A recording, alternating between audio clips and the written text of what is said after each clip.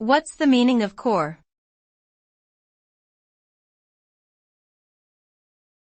Core.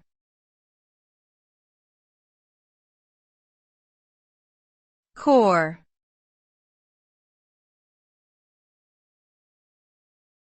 Core.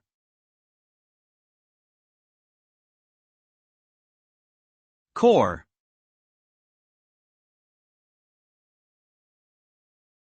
The term core has multiple meanings depending on the context in which it is used. In general, it can refer to the central or most important part of something, such as the core of an apple or the core of a nuclear reactor.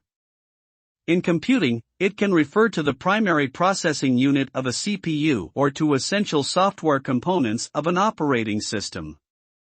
In personal development, it can refer to an individual's innermost beliefs and values.